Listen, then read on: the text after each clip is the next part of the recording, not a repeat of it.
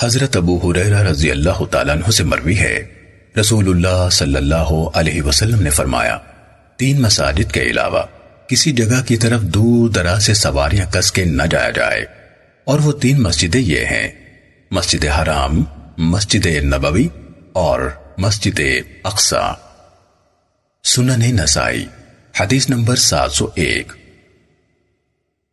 حضرت طلق بن علی رضی اللہ تعالیٰ عنہ بیان کرتے ہیں کہ ہم اپنی قوم کے وفد کے طور پر نبی صلی اللہ علیہ وسلم کے پاس حاضر ہوئے۔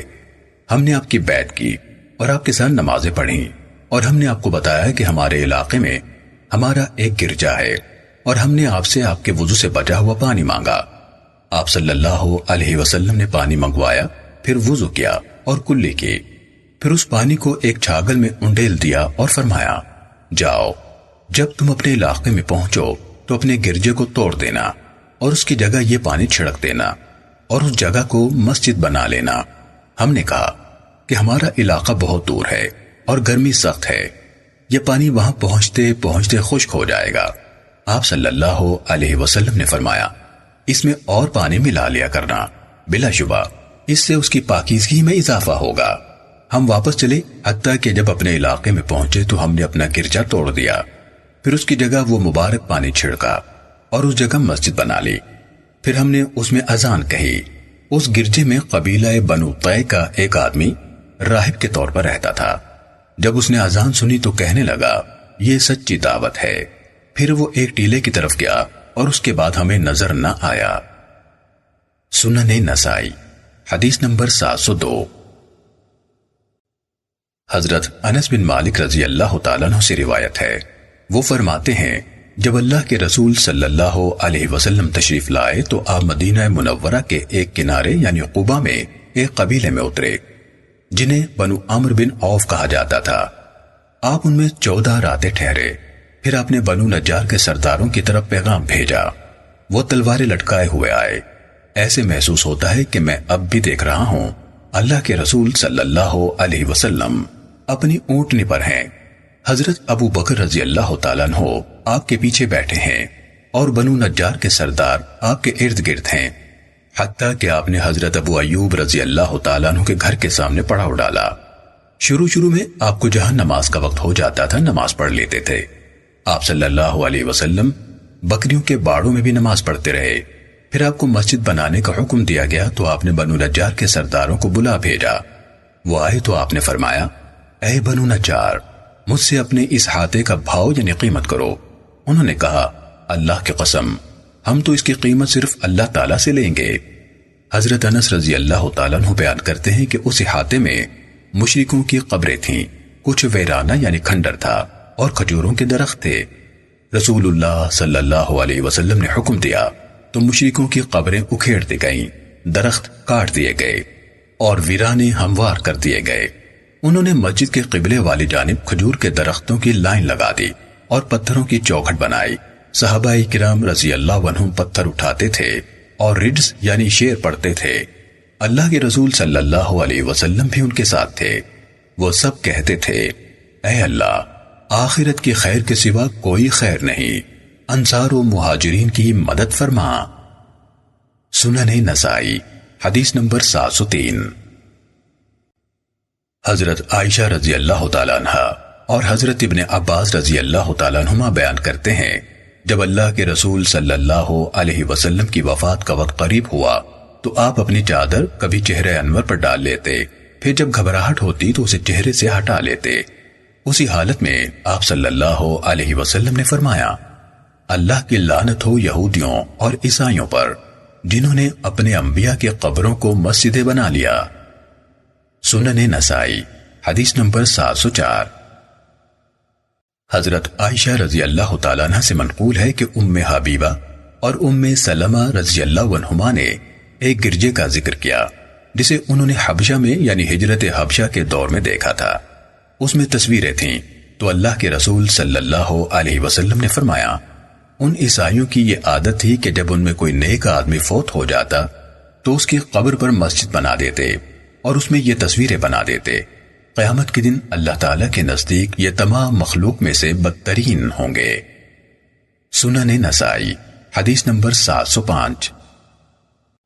حضرت ابو ہریرہ رضی اللہ تعالیٰ عنہ سے روایت ہے، نبی صلی اللہ علیہ وسلم نے فرمایا، آدمی جب اپنے گھر سے مسجد کے لیے نکلتا ہے اور قدم اٹھاتا ہے تو ہر قدم کے لیے ایک پاؤں اٹھانے پر نیکی لکھی جاتی ہے اور دوسرا پاؤں اٹھانے پر ایک برائی مٹا دی جاتی ہے۔ سنن نسائی حدیث نمبر 706۔ حضرت ابن عمر رضی اللہ تعالیٰ عنہما سے روایت ہے، رسول اللہ صلی اللہ علیہ وسلم نے فرمایا، جب تم میں سے کسی کی عورت مسجد میں جانے کی اجازت طلب کرے تو وہ اسے نہ روکے۔ سنن نسائی حدیث نمبر 707۔ حضرت جابر رضی اللہ تعالیٰ عنہ سے روایت ہے، رسول اللہ صلی اللہ علیہ وسلم نے فرمایا، جو آدمی یہ پودا یعنی عطا نے پہلے دن حدیث بیان کرتے ہوئے کہا لہسن، پھر دوسرے موقع پر کہا لہسن اور پیاز اور گندنا یعنی پیازی کھائے تو وہ ہماری مسجدوں کے قریب نہ آئے، کیونکہ فرشتوں کو اس چیز سے تکلیف ہوتی ہے جس سے انسان تکلیف محسوس کرتے ہیں۔ سنن نسائی حدیث نمبر 708۔ حضرت عمر ابن الخطاب رضی اللہ تعالیٰ عنہ بیان کرتے ہیں کہ اے لوگو، تم ان دو بدبودار پودوں کو کھاتے ہو یعنی لہسن اور پیاز، حالانکہ میں نے نبی صلی اللہ علیہ وسلم کو دیکھا کہ جب آپ کسی آدمی سے ان کی بو پاتے۔ حضرت عمر ابن الخطاب رضی اللہ تعالیٰ عنہ بیان کرتے ہیں کہ اے لوگو، تم ان دو بدبودار پودوں کو کھاتے ہو یعنی لہسن اور پیاز، حالانکہ میں نے نبی صلی اللہ علیہ وسلم کو دیکھا کہ جب آپ کسی آدمی سے ان کی بو پاتے تو اس کے بارے میں آپ حکم فرماتے اور اسے بقیع یعنی مسجد نبوی سے متصل قبرستان کی طرف نکال دیا جاتا، لہٰذا جس نے انہیں کھانا ہی ہو وہ انہیں پکا کر ان کی بو ختم کر لے۔ سنن نسائی حدیث نمبر 709۔ حضرت عائشہ رضی اللہ تعالیٰ عنہ سے روایت ہے کہ رسول اللہ صلی اللہ علیہ وسلم جب اعتکاف کا ارادہ فرماتے تو صبح کی نماز پڑھ کر اعتکاف والی جگہ میں داخل ہوتے۔ ایک دفعہ آپ صلی اللہ علیہ وسلم نے رمضان المبارک کے آخری عشرے میں اعتکاف کا ارادہ فرمایا، چنانچہ آپ نے حکم دیا اور آپ کے لیے مسجد میں ایک خیمہ لگایا گیا۔ حضرت حفصہ رضی اللہ تعالیٰ عنہ نے حکم دیا تو ان کا خیمہ بھی لگا دیا گیا۔ جب حضرت زینب رضی اللہ تعالیٰ عنہ نے ان کا خیمہ لگا دیکھا تو انہوں نے بھی خیمہ لگوا لیا۔ جب رسول اللہ صلی اللہ علیہ وسلم نے یہ سب کچھ دیکھا تو فرمایا، کیا یہ نیکی کا ارادہ رکھتی ہیں یعنی نہیں رکھتی؟ پھر ناراضی کی بنا پر آپ نے اس سال رمضان میں اعتکاف نہ کیا بلکہ شوال کے 10 دن اعتکاف کیا۔ سنن نسائی حدیث نمبر 710۔ حضرت عائشہ رضی اللہ تعالیٰ عنہ سے روایت ہے کہ سعد بن معاذ رضی اللہ تعالیٰ عنہ جنگ خندق کے دن زخمی ہو گئے۔ ایک قریشی آدمی یعنی حبان بن عارقہ نے ان کے بازو کی بڑی رگ میں تیر مارا۔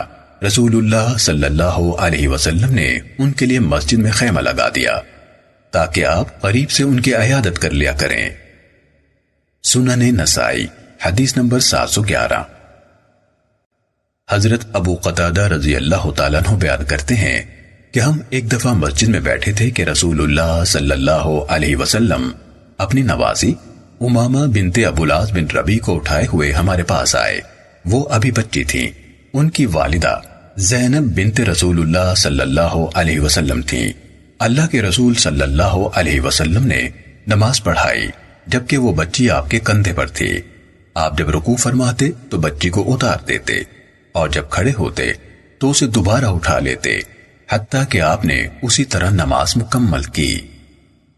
سنن نسائی حدیث نمبر 712۔ حضرت ابو ہریرہ رضی اللہ تعالیٰ عنہ سے مروی ہے کہ رسول اللہ صلی اللہ علیہ وسلم نے ایک گھڑ سوار دستہ نجد کی طرف بھیجا۔ وہ قبیلہ بنو حنیفہ کے ایک آدمی کو جن کا نام سمامہ بن اسال تھا پکڑ کر لائے۔ یہ یمامہ والوں کے سردار تھے۔ آپ صلی اللہ علیہ وسلم نے انہیں مسجد کے ایک ستون کے ساتھ باندھ دیا۔ یہ روایت مختصر ہے۔ سنن نسائی حدیث نمبر 713۔ حضرت عبداللہ بن عباس رضی اللہ تعالیٰ عنہما سے منقول ہے کہ رسول اللہ صلی اللہ علیہ وسلم نے حجۃ الوداع میں اونٹ پر سوار ہو کر طواف کیا۔ آپ صلی اللہ علیہ وسلم حجر اسود کو چھڑی سے چھوتے تھے۔ سنن نسائی حدیث نمبر 714۔ حضرت عبداللہ بن عمرو بن عاص رضی اللہ تعالیٰ عنہما سے روایت ہے کہ نبی صلی اللہ علیہ وسلم نے جمعۃ المبارک کے دن نماز جمعہ سے قبل حلقے بنانے اور مسجد میں خرید و فروخت کرنے سے منع فرمایا ہے۔ سنن نسائی حدیث نمبر 715۔ حضرت عبداللہ بن عمرو بن عاص رضی اللہ تعالیٰ عنہما سے روایت ہے کہ نبی صلی اللہ علیہ وسلم نے مسجد میں اشعار پڑھنے سے منع فرمایا ہے۔ سنن نسائی حدیث نمبر 716۔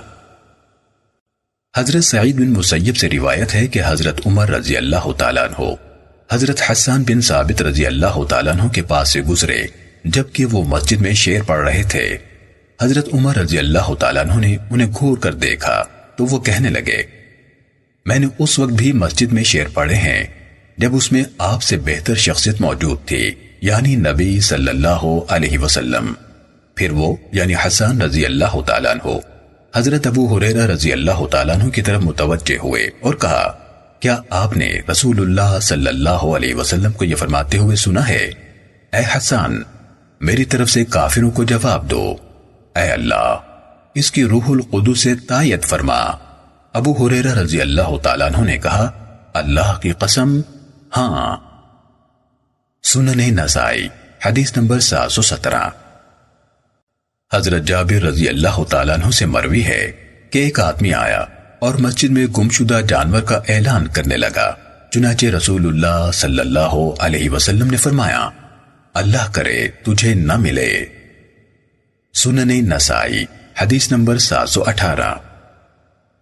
سفیان کہتے ہیں کہ میں نے عمر سے پوچھا، کیا آپ نے جابر رضی اللہ تعالیٰ عنہ کو یہ فرماتے سنا ہے کہ ایک آدمی اپنے تیر لے کر مسجد سے گزرا تو رسول اللہ صلی اللہ علیہ وسلم نے اس سے فرمایا، ان کی نوکوں کو ہاتھ میں پکڑ لو۔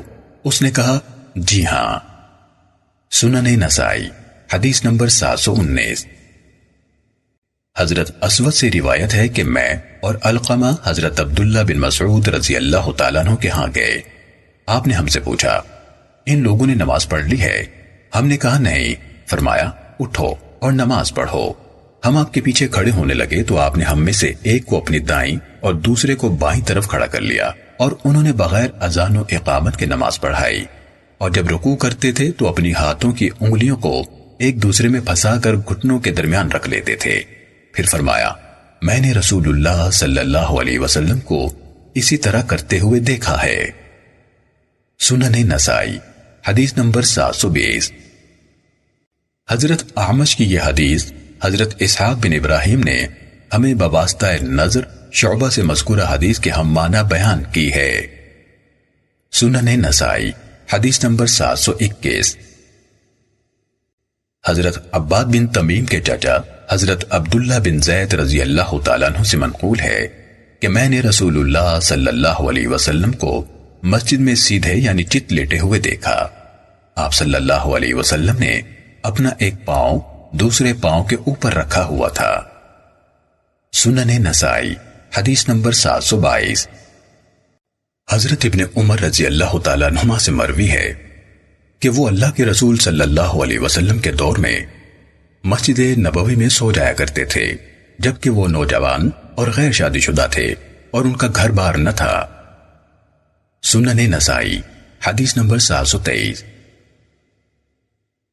حضرت انس رضی اللہ تعالیٰ عنہ سے روایت ہے، رسول اللہ صلی اللہ علیہ وسلم نے فرمایا، مسجد میں تھوکنا غلطی یعنی گناہ ہے اور اس کا کفارہ یہ ہے کہ اسے دفن کر دیا جائے۔ سنن نسائی حدیث نمبر 724۔ حضرت ابن عمر رضی اللہ تعالیٰ عنہما سے روایت ہے کہ رسول اللہ صلی اللہ علیہ وسلم نے قبلے والی دیوار پر تھوک لگا دیکھا، آپ نے اسے کھرچ دیا، پھر آپ لوگوں کی طرف متوجہ ہوئے اور فرمایا، جب تم میں سے کوئی شخص نماز پڑھتا ہو تو وہ اپنے سامنے نہ تھوکے، کیونکہ جب انسان نماز پڑھتا ہے تو اللہ عز و جل اس کے سامنے ہوتا ہے۔ سنن نسائی حدیث نمبر 725۔ حضرت ابو سعید خدری رضی اللہ تعالیٰ عنہ سے مروی ہے کہ نبی صلی اللہ علیہ وسلم نے مسجد کی قبلے والی دیوار پر تھوک لگا دیکھا، آپ نے اسے کنکری سے کھرچ دیا اور منع فرمایا کہ نمازی اپنے سامنے یا دائیں تھوکے، بلکہ فرمایا وہ اپنے بائیں جانب تھوکے یا بائیں قدم کے نیچے۔ سنن نسائی حدیث نمبر 726۔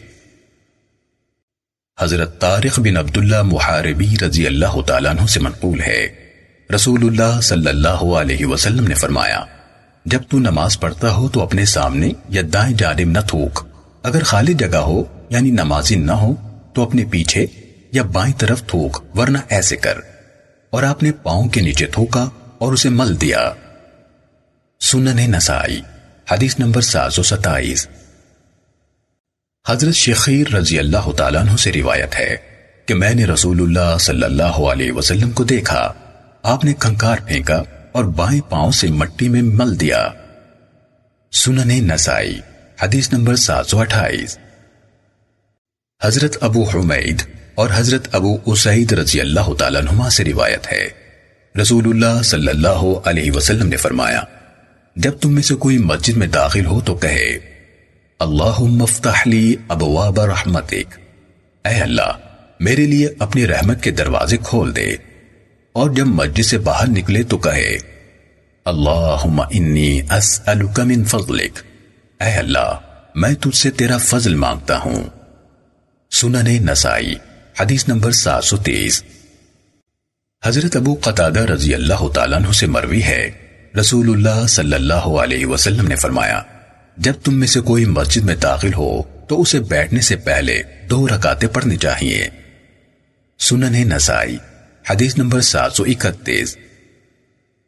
حضرت کعب بن مالک رضی اللہ تعالیٰ عنہ نے اپنا واقعہ بیان کرتے ہوئے فرمایا، جب وہ غزوہ تبوک میں رسول اللہ صلی اللہ علیہ وسلم سے پیچھے رہ گئے تھے کہ رسول اللہ صلی اللہ علیہ وسلم صبح کے وقت تشریف لائے، اور آپ جب سفر سے واپس آتے تھے تو سب سے پہلے مسجد میں آتے اور 2 رکعتیں پڑھتے، پھر لوگوں سے ملنے کے لیے بیٹھ جاتے۔ اس دن بھی جب آپ نے یہ کچھ کر لیا تو جو لوگ اس غزوے سے پیچھے رہ گئے تھے آ کر اپنا اپنا عذر پیش کرنے لگے اور یقین دلانے کے لیے قسمیں کھانے لگے۔ یہ 80 سے زائد آدمی تھے۔ رسول اللہ صلی اللہ علیہ وسلم نے ان کے ظاہری عذر کو قبول فرمایا اور ان سے بیعت اطاعت لے لی اور ان کے لیے بخشش طلب فرمائی، اور ان کی باطنی حقیقت کو اللہ تعالیٰ کے سپرد فرما دیا، حتیٰ کہ میں بھی آیا۔ جب میں نے سلام کہا تو آپ ناراض شخص کی طرح مسکرائے، پھر فرمایا، آگے آؤ۔ میں آ کر آپ کے سامنے بیٹھ گیا۔ آپ صلی اللہ علیہ وسلم نے پوچھا، تم کیسے پیچھے رہے؟ کیا تم نے سواری نہیں خریدی تھی؟ میں نے کہا، اے اللہ کے رسول، اللہ کی قسم، اگر میں آپ کے بجائے کسی دنیا دار سردار کے پاس بیٹھا ہوتا تو میں جانتا ہوں کہ یقیناً میں اس کی ناراضی اور غصے سے نکل جاتا، کیونکہ مجھے بات کرنے کا طریقہ خوب عنایت ہوا ہے۔ لیکن واللہ مجھے یقین ہے کہ آپ کو راضی کرنے کے لیے اگر میں نے آپ سے جھوٹ کہہ دیا تو اللہ تعالیٰ آپ کو مجھ سے ناراض کر دے گا، اور اگر میں نے آپ کو سچ سچ کہہ دیا تو آپ وقتی طور پر مجھ سے ناراض ہو جائیں گے، لیکن مجھے امید ہے کہ اللہ تعالیٰ معاف فرما دے گا۔ واللہ میں کبھی بھی اس قدر صاحب استطاعت و سہولت نہیں ہوا جس قدر اب تھا جب آپ سے پیچھے رہا۔ رسول اللہ صلی اللہ علیہ وسلم نے فرمایا، اس نے سچ کہا ہے۔ پھر مجھ سے فرمایا، تم اٹھ جاؤ حتیٰ کہ تمہارے بارے میں اللہ تعالیٰ کوئی فیصلہ فرمائے۔ میں اٹھ کے چلا آیا۔ یہ روایت مختصر ہے۔ سنن نسائی حدیث نمبر 732۔ حضرت ابو ہریرہ رضی اللہ تعالیٰ عنہ سے مروی ہے، رسول اللہ صلی اللہ علیہ وسلم نے فرمایا، تحقیق فرشتے اس شخص کے لیے دعائیں کرتے رہتے ہیں جو اس جگہ بیٹھا رہتا ہے جس جگہ اس نے نماز پڑھی۔ اے اللہ اسے معاف فرما، اے اللہ اس پر رحم فرما، جب تک وہ بے وضو نہ ہو۔ سنن نسائی حدیث نمبر 734۔ حضرت سہل بن سعد ساعدی رضی اللہ تعالیٰ عنہ نے کہا، میں نے رسول اللہ صلی اللہ علیہ وسلم کو فرماتے سنا، جو شخص مسجد میں بیٹھ کر اگلی نماز کا انتظار کرتا ہے وہ حکماً اور ثواب کے لحاظ سے نماز ہی میں ہوتا ہے۔ سنن نسائی حدیث نمبر 735۔ حضرت عبداللہ بن مغفل رضی اللہ تعالیٰ عنہ سے روایت ہے کہ رسول اللہ صلی اللہ علیہ وسلم نے اونٹوں کے باڑوں میں نماز پڑھنے سے منع فرمایا ہے۔ سنن نسائی حدیث نمبر 736۔ حضرت جابر بن عبداللہ رضی اللہ تعالیٰ عنہ سے روایت ہے رسول اللہ صلی اللہ علیہ وسلم نے فرمایا، ساری زمین میرے لیے سجدہ گاہ اور ذریعہ طہارت بنائی گئی ہے، لہٰذا میرے کسی امتی کو جہاں بھی نماز کا وقت ہو جائے وہ وہی نماز پڑھ لے۔ سنن نسائی حدیث نمبر 737۔ حضرت انس بن مالک رضی اللہ تعالیٰ عنہ سے روایت ہے کہ حضرت ام سلیم رضی اللہ تعالیٰ عنہ نے رسول اللہ صلی اللہ علیہ وسلم سے گزارش کی کہ ہمارے گھر تشریف لائیں اور نماز پڑھیں تاکہ ہم تبرکاً اس جگہ کو نماز کے لیے مقرر کر لیں۔ آپ تشریف لائے تو انہوں یعنی ام سلیم رضی اللہ تعالیٰ عنہ نے ایک چٹائی اٹھائی اور اسے پانی سے گیلا کیا، پھر آپ صلی اللہ علیہ وسلم نے نماز پڑھی اور سب گھر والوں نے آپ کے پیچھے نماز پڑھی۔ سنن نسائی حدیث نمبر 738۔ حضرت میمونہ رضی اللہ تعالیٰ عنہ سے روایت ہے کہ رسول اللہ صلی اللہ علیہ وسلم چٹائی پر نماز پڑھ لیا کرتے تھے۔ سنن نسائی حدیث نمبر 739۔ حضرت ابو حازم بن دینار سے مروی ہے کہ کچھ آدمی حضرت سہل بن سعد ساعدی رضی اللہ تعالیٰ عنہ کے پاس آئے۔ دراصل ان کا اختلاف ہو گیا تھا کہ ممبر کس لکڑی سے بنا تھا، تو انہوں نے ان سے اس بارے میں پوچھا۔ آپ نے فرمایا، اللہ کی قسم میں خوب جانتا ہوں کہ ممبر نبوی کس لکڑی سے بنا تھا، میں نے اسے اسی دن دیکھا تھا جس دن وہ پہلی مرتبہ رکھا گیا تھا، اور جب پہلی دفعہ رسول اللہ صلی اللہ علیہ وسلم اس پر بیٹھے تھے۔ رسول اللہ صلی اللہ علیہ وسلم نے فلاں عورت کو جس کا سہل نے نام لیا تھا پیغام بھیجا، اپنے بڑے ہی غلام سے کہہ کہ وہ میرے لیے ممبر تیار کرے تاکہ میں جب لوگوں سے بات چیت کروں تو اس پر بیٹھا کروں۔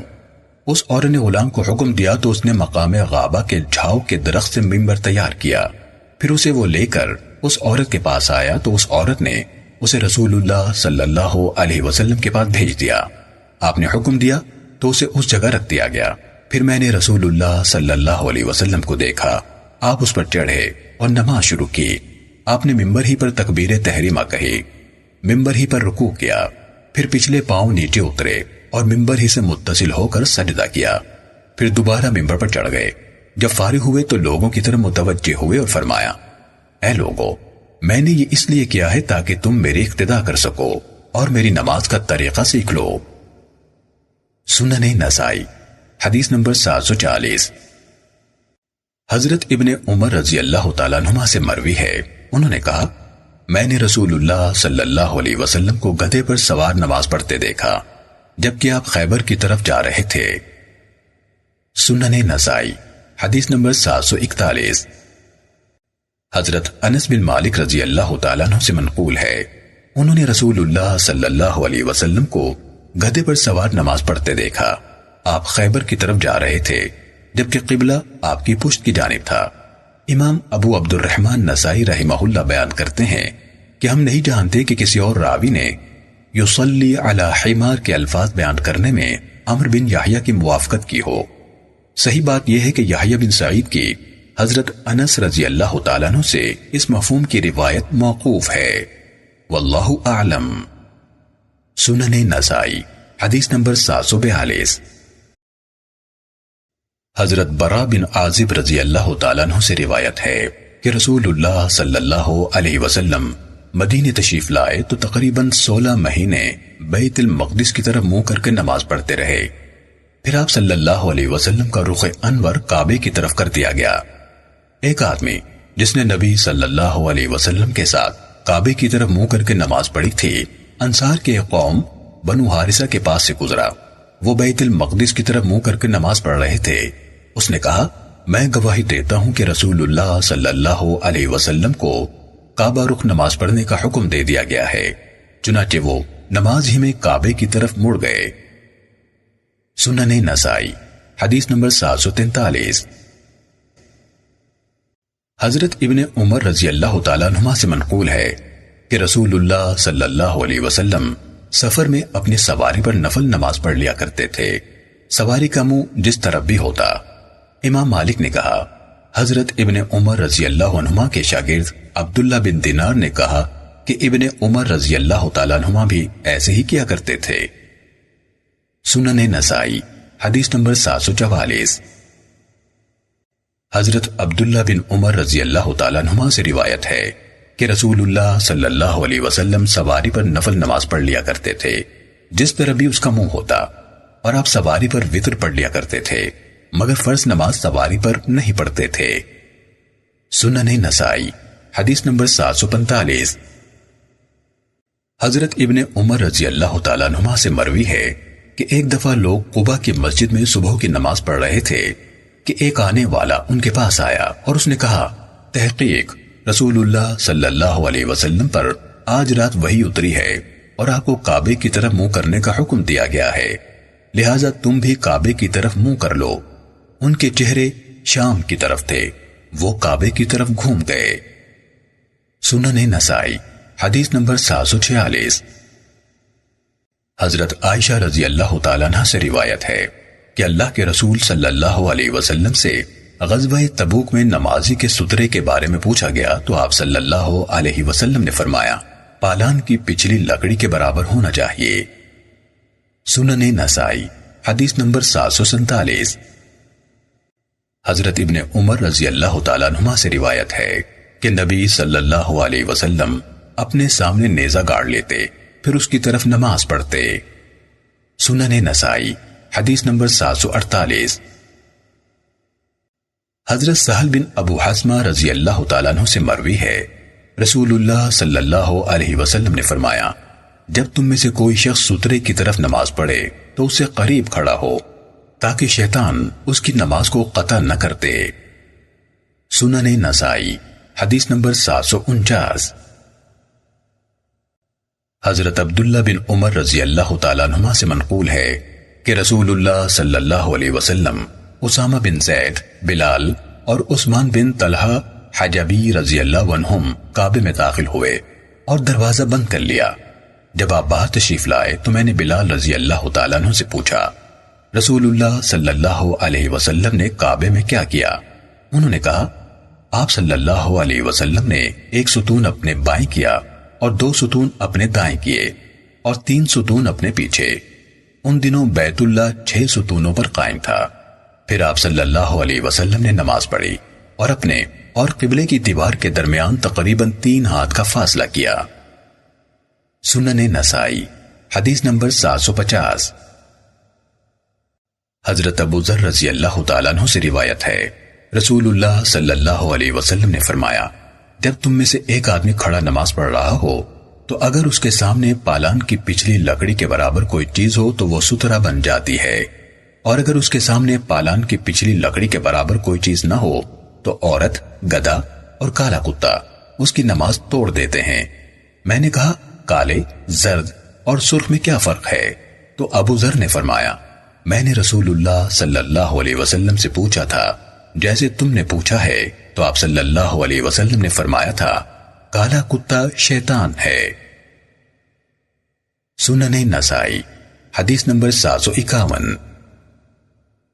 حضرت قتادہ سے روایت ہے کہ میں نے حضرت جابر بن زید سے پوچھا، کون سی چیز نماز کو توڑ دیتی ہے؟ انہوں نے کہا، حضرت ابن عباس رضی اللہ تعالیٰ عنہما نے فرمایا، حیض والی عورت اور کتا۔ حضرت یحییٰ بن سعید نے کہا کہ حضرت شعبہ نے اس روایت کو مرفوع بیان کیا ہے۔ سنن نسائی حدیث نمبر 752۔ حضرت ابن عباس رضی اللہ تعالیٰ عنہما سے منقول ہے کہ میں اور فضل بن عباس رضی اللہ عنہما اپنی ایک گدھی پر آئے جبکہ رسول اللہ صلی اللہ علیہ وسلم عرفہ میں لوگوں کو نماز پڑھا رہے تھے۔ ہم کچھ صف کے آگے سے گزرے، پھر اتر پڑے اور گدھی کو چرنے کے لیے چھوڑ دیا۔ رسول اللہ صلی اللہ علیہ وسلم نے ہمیں کچھ نہیں کہا۔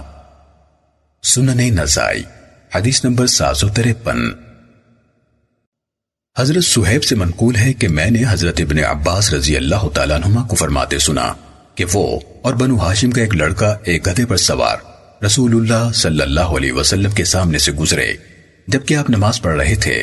ہم دونوں اترے اور آپ کے ساتھ مل کر نماز پڑھی۔ آپ نے نماز نہ چھوڑی اور بنو عبد المطلب سے 2 چھوٹی بچیاں بھاگتی ہوئی آئیں اور انہوں نے آپ کے گھٹنوں کو پکڑ لیا۔ آپ صلی اللہ علیہ وسلم نے ان دونوں کو الگ کیا لیکن نماز نہیں چھوڑی۔ سنن نسائی حدیث نمبر 755۔ حضرت عائشہ رضی اللہ تعالیٰ عنہ سے روایت ہے کہ میں اللہ کے رسول صلی اللہ علیہ وسلم کے سامنے لیٹی ہوتی تھی جبکہ آپ نماز پڑھ رہے ہوتے تھے۔ جب میں اٹھنے کا ارادہ کرتی تو پسند نہ کرتی کہ سیدھی کھڑی ہوں اور آپ کے آگے سے گزروں، اس لیے میں لیٹی لیٹی کھسک جاتی۔ سنن نسائی حدیث نمبر 756۔ حضرت زید بن خالد نے بسر بن سعید کو حضرت ابو جہیم رضی اللہ تعالیٰ عنہ کے پاس بھیجا کہ ان سے پوچھے کہ انہوں نے رسول اللہ صلی اللہ علیہ وسلم سے نمازی کے آگے سے گزرنے والے کے بارے میں کیا سنا ہے۔ انہوں نے کہا، رسول اللہ صلی اللہ علیہ وسلم نے فرمایا، اگر نمازی کے آگے سے گزرنے والا جان لے کہ اس پر اس فعل کا کس قدر گناہ ہے تو اس کے لیے 40 سال یا مہینے یا دن تک رکے رہنا اس کے آگے سے گزرنے سے بہتر ہو۔ سنن نسائی حدیث نمبر 757۔ حضرت ابو سعید رضی اللہ تعالیٰ عنہ سے مروی ہے، رسول اللہ صلی اللہ علیہ وسلم نے فرمایا، جب تم میں سے کوئی آدمی نماز پڑھتا ہو تو وہ کسی کو اپنے آگے سے نہ گزرنے دے، اگر وہ انکار کرے تو اسے لڑائی کرے۔ سنن نسائی حدیث نمبر 758۔ حضرت عائشہ رضی اللہ تعالیٰ عنہ سے منقول ہے کہ رسول اللہ صلی اللہ علیہ وسلم رات کو نماز پڑھتے تھے اور میں آپ کے اور قبلے کے درمیان آپ کے بستر پر عرض کے رخ لیٹی ہوتی تھی۔ جب آپ وتر پڑھنے کا ارادہ فرماتے تو مجھے جگا دیتے اور میں وتر پڑھ لیتی۔ سنن نسائی حدیث نمبر 760۔ حضرت ابو مرثد غنوی رضی اللہ تعالیٰ عنہ سے روایت ہے، رسول اللہ صلی اللہ علیہ وسلم نے فرمایا، قبروں کی طرف نماز نہ پڑھو اور نہ ان پر بیٹھو۔ سنن نسائی حدیث نمبر 761۔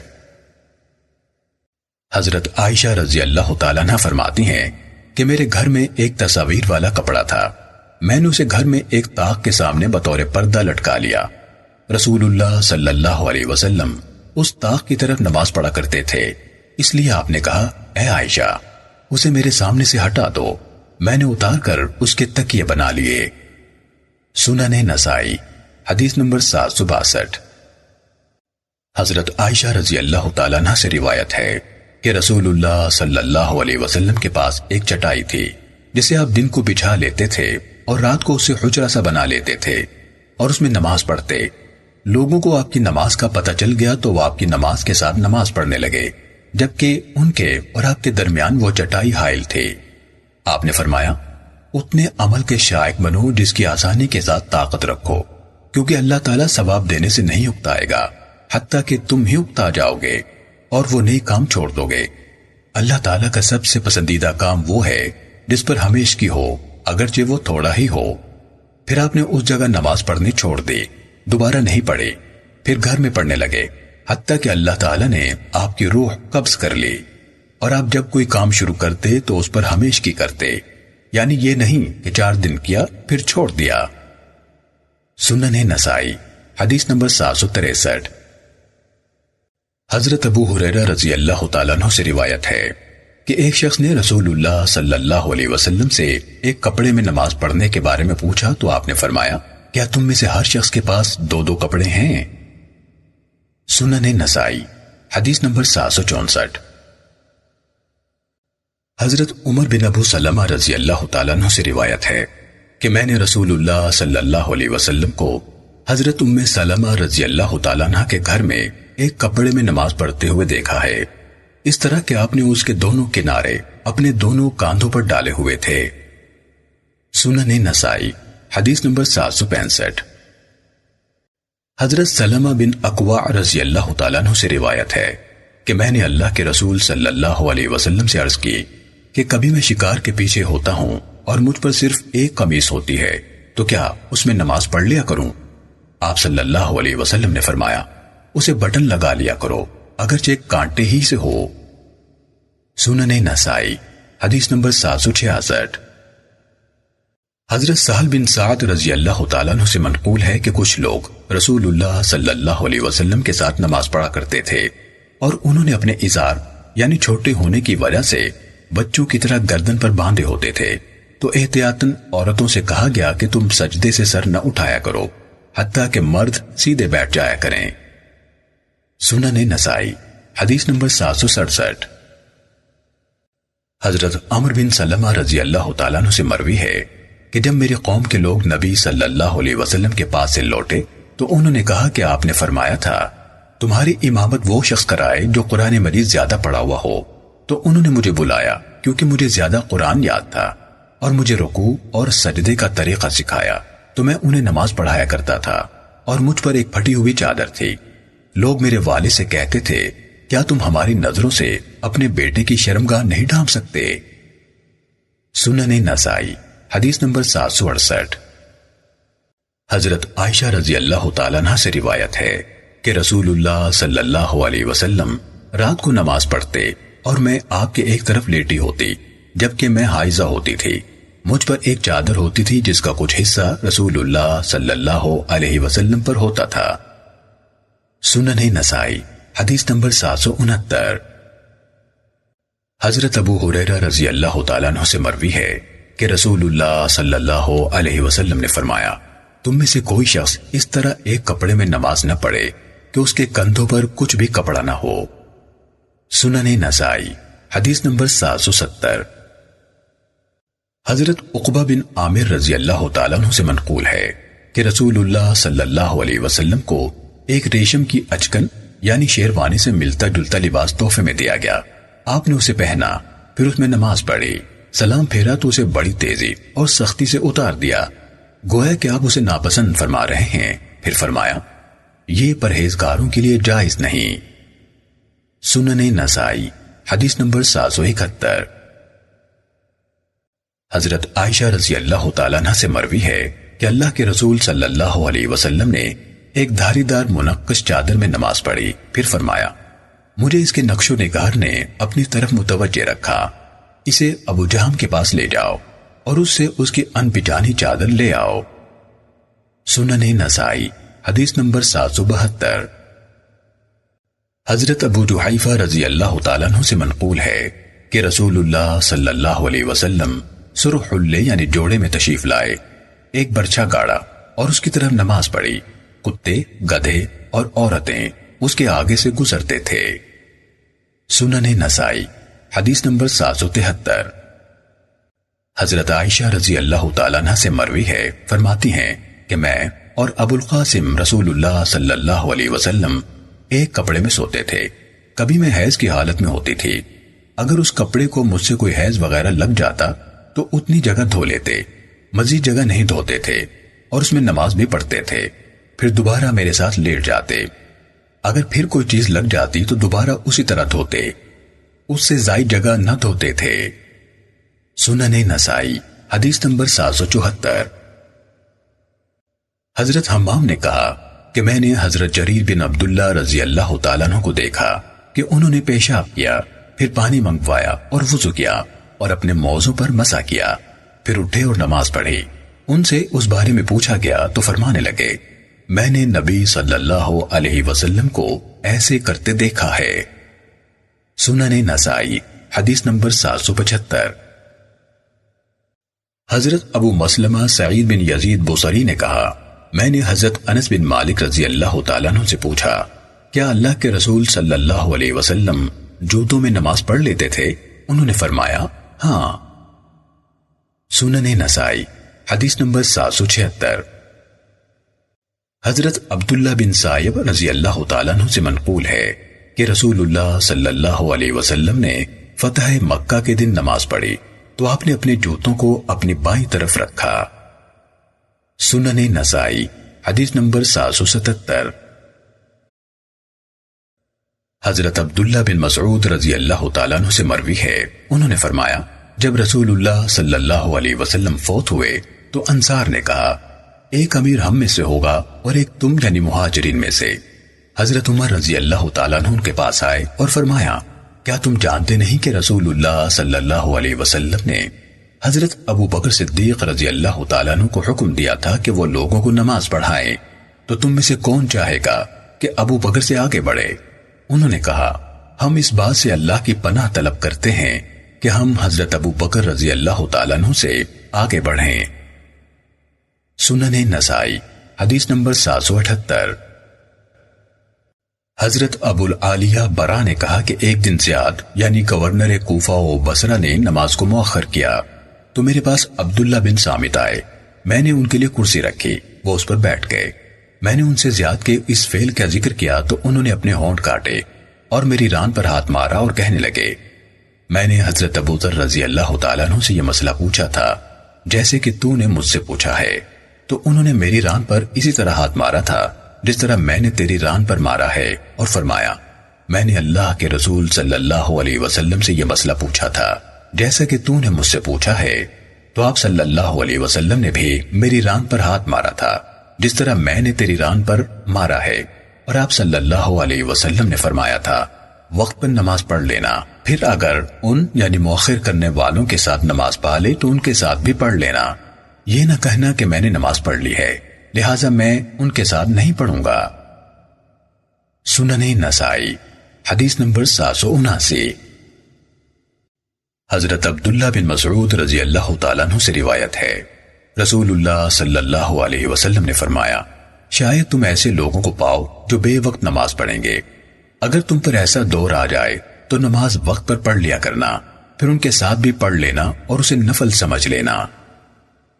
سنن نسائی حدیث نمبر 780. حضرت ابو مسعود رضی اللہ تعالیٰ عنہ سے مروی ہے، رسول اللہ صلی اللہ علیہ وسلم نے فرمایا لوگوں کی امامت وہ شخص کرائے جو ان میں سے اللہ تعالیٰ کی کتاب کو زیادہ پڑھنے والا ہو. اگر وہ قرات میں برابر ہوں تو جس نے پہلے ہجرت کی ہو، اگر وہ ہجرت میں بھی برابر ہوں تو جو رسول اللہ صلی اللہ علیہ وسلم کی سنت کو زیادہ جانتا ہو، اگر سنت کے علم میں بھی برابر ہوں تو جو عمر میں بڑا ہو. اور تو کسی شخص کی سلطنت و اختیار میں اس کی امامت نہ کر اور نہ اس کی مسند عزت پر بیٹھ مگر یہ کہ وہ تجھے اجازت دے. سنن نسائی حدیث نمبر 781. حضرت مالک بن حویرث رضی اللہ تعالیٰ عنہ سے منقول ہے کہ میں اور میرا ایک چچا زاد بھائی یا ساتھی رسول اللہ صلی اللہ علیہ وسلم کے پاس آئے تو آپ نے فرمایا جب سفر میں نماز کا وقت ہو جائے تو اذان کہنا اور جو تم میں بڑا ہو وہ امامت کرائے.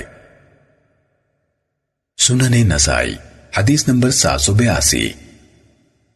حضرت ابو سعید خدری رضی اللہ تعالیٰ عنہ سے روایت ہے، نبی صلی اللہ علیہ وسلم نے فرمایا جب 3 آدمی ہوں تو ان میں سے ایک امامت کرائے، اور امامت کا زیادہ حقدار ان میں سے وہ ہے جو ان میں سے زیادہ قرآن پڑھنے والا ہو. سنن نسائی حدیث نمبر 783. حضرت ابو مسعود رضی اللہ تعالیٰ عنہ بیان کرتے ہیں کہ رسول اللہ صلی اللہ علیہ وسلم نے فرمایا کسی صاحب اقتدار شخص کی سلطنت میں اس کی امامت نہ کرائی جائے اور نہ اس کی مسند خاص پر بیٹھا جائے مگر اس کی اجازت سے. سنن نسائی حدیث نمبر 784. حضرت سہل بن سعد سعدی رضی اللہ تعالیٰ عنہ سے مروی ہے کہ رسول اللہ صلی اللہ علیہ وسلم کو یہ اطلاع پہنچی کہ بنو عامر بن عوف یعنی اہل قبا کے درمیان کچھ جھگڑا ہوا ہے، تو رسول اللہ صلی اللہ علیہ وسلم ان کے درمیان صلح کروانے کے لیے نکلے. آپ کے ساتھ کچھ اور لوگ بھی تھے. اللہ کے رسول صلی اللہ علیہ وسلم کو وہاں دیر ہو گئی اور ظہر کی نماز کا وقت ہو گیا. حضرت بلال رضی اللہ تعالیٰ عنہ حضرت ابو بکر صدیق رضی اللہ تعالیٰ عنہ کے پاس آئے اور کہا اے ابو بکر، رسول اللہ صلی اللہ علیہ وسلم تو وہاں رک گئے ہیں اور نماز کا وقت ہو گیا ہے، تو کیا آپ لوگوں کو نماز پڑھائیں گے؟ وہ فرمانے لگے اگر تم چاہو تو ٹھیک ہے. حضرت بلال رضی اللہ تعالیٰ عنہ نے اقامت کہی. حضرت ابو بکر رضی اللہ تعالیٰ عنہ آگے بڑھے اور اللہ اکبر کہا. اتنے میں رسول اللہ صلی اللہ علیہ وسلم تشریف لے آئے اور صفوں میں سے گزرتے ہوئے پہلی صف میں آ کھڑے ہوئے. حضرت ابو بکر رضی اللہ تعالیٰ عنہ کو متوجہ کرنے کے لیے لوگوں نے تالیاں بجانا شروع کر دیں. حضرت ابو بکر رضی اللہ تعالیٰ عنہ نماز میں ادھر ادھر توجہ نہیں کرتے تھے. جب لوگوں نے کثرت سے ایسا کیا تو انہوں نے توجہ فرمائی. وہاں اللہ کے رسول صلی اللہ علیہ وسلم کھڑے تھے. رسول اللہ صلی اللہ علیہ وسلم نے انہیں اشارے سے حکم دیا کہ نماز پڑھاتے رہیں، مگر حضرت ابو بکر صدیق رضی اللہ تعالیٰ عنہ نے اپنے ہاتھ اٹھائے اور اللہ عز و جل کی حمد و تعریف کی کہ رسول اللہ صلی اللہ علیہ وسلم نے انہیں امامت کے لائق سمجھا اور الٹے پاؤں پیچھے ہٹائے اور صف میں مل گئے. رسول اللہ صلی اللہ علیہ وسلم آگے بڑھے اور لوگوں کو نماز پڑھائی. جب فارغ ہوئے تو لوگوں کی طرف متوجہ ہوئے اور فرمایا، اے لوگو، تمہیں کیا ہوا؟ جب تمہیں نماز میں کوئی ضرورت پیش آئی تو تم نے تالیاں بجانی شروع کر دیں۔ ایسی صورت میں تالی بجانے کا حکم تو عورتوں کے لیے ہے۔ جس آدمی کو نماز میں کوئی حاجت پیش آئے تو امام کو متوجہ کرنے کے لیے وہ سبحان اللہ یعنی اللہ پاک اور منزہ ہے کہے۔ جو ہی کوئی اسے سبحان اللہ کہتے سنے گا اس کی طرف متوجہ ہوگا۔ پھر ابو بکر رضی اللہ تعالیٰ عنہ کی طرف متوجہ ہو کر فرمایا، اے ابو بکر، تجھے نماز پڑھانے سے کون سی چیز مانے ہوئی جبکہ میں نے تجھے اشارہ کر دیا تھا؟ ابو بکر رضی اللہ تعالیٰ عنہ نے کہا، ابو قحافہ کے بیٹے یعنی ابو بکر رضی اللہ عنہ کو لائق نہ تھا کہ رسول اللہ صلی اللہ علیہ وسلم کی موجودگی میں جماعت کرائے اور آپ سے آگے کھڑا ہو۔ سنن نسائی حدیث نمبر 785۔ حضرت انس رضی اللہ تعالیٰ عنہ بیان کرتے ہیں کہ آخری نماز جو رسول اللہ صلی اللہ علیہ وسلم نے لوگوں کے ساتھ پڑھی وہ آپ نے حضرت ابو بکر رضی اللہ تعالیٰ عنہ کے پیچھے ایک کپڑے میں پڑھی تھی جسے آپ نے اپنے جسم پر لپیٹ رکھا تھا۔ سنن نسائی حدیث نمبر 786۔ حضرت عائشہ رضی اللہ تعالیٰ عنہ سے روایت ہے کہ حضرت ابو بکر رضی اللہ تعالیٰ عنہ نے لوگوں کو نماز پڑھائی جبکہ رسول اللہ صلی اللہ علیہ وسلم صف میں تھے۔ سنن نسائی حدیث نمبر 787۔ حضرت مالک بن حویرث رضی اللہ تعالیٰ عنہ سے روایت ہے کہ میں نے رسول اللہ صلی اللہ علیہ وسلم کو یہ فرماتے ہوئے سنا، جب تم میں سے کوئی دوسرے لوگوں سے ملنے جائے تو انہیں نماز نہ پڑھائے۔ سنن نسائی حدیث نمبر 788۔ حضرت محمود بن ربی رضی اللہ تعالیٰ عنہ سے مروی ہے کہ حضرت اتبان بن مالک رضی اللہ تعالیٰ عنہ اپنی قوم کی امامت کراتے تھے اور وہ نابینا تھے۔ انہوں نے رسول اللہ صلی اللہ علیہ وسلم سے گزارش کی کہ کبھی اندھیرا، بارش یا بارشی پانی ہوتا ہے اور میں نابینا شخص ہوں، یعنی ایسی حالت میں مسجد نہیں جا سکتا، لہٰذا آپ میرے گھر میں ایک جگہ نماز ادا فرمائیں جسے میں اپنی نماز کے لیے مقرر کر لوں۔ رسول اللہ صلی اللہ علیہ وسلم تشریف لائے اور فرمایا، تم کہاں چاہتے ہو کہ میں نماز پڑھوں؟ تو انہوں نے گھر میں ایک جگہ کی طرف اشارہ کیا، وہاں اللہ کے رسول صلی اللہ علیہ وسلم نے نماز پڑھی۔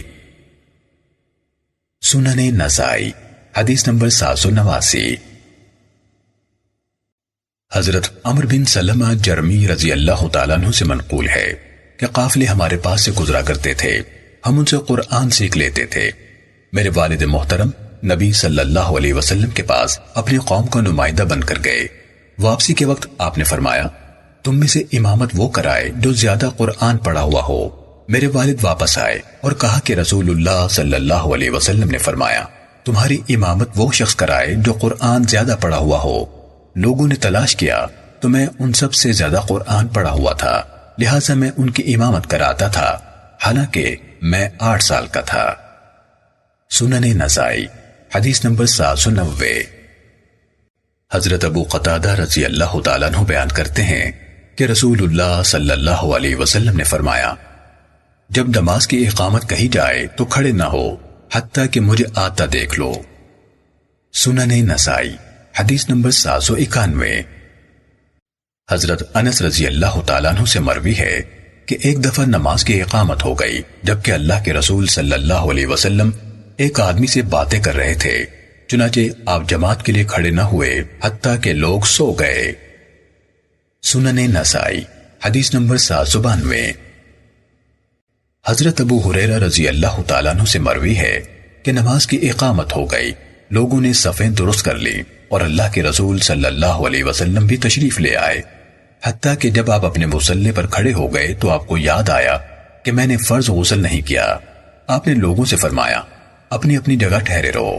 پھر آپ گھر تشریف لے گئے، واپس لوٹے تو آپ کے سر مبارک سے پانی کے قطرے گر رہے تھے، یعنی غسل فرما کر آئے تھے، جبکہ ہم اسی طرح صفوں میں کھڑے رہے۔ سنن نسائی حدیث نمبر 793۔ حضرت سہل بن سعد ساعدی رضی اللہ تعالیٰ عنہ بیان کرتے ہیں کہ بنو عمرو بن عوف میں لڑائی جھگڑا ہو گیا۔ یہ بات نبی صلی اللہ علیہ وسلم تک پہنچی تو آپ ظہر کی نماز پڑھنے کے بعد ان میں صلح کروانے تشریف لے گئے۔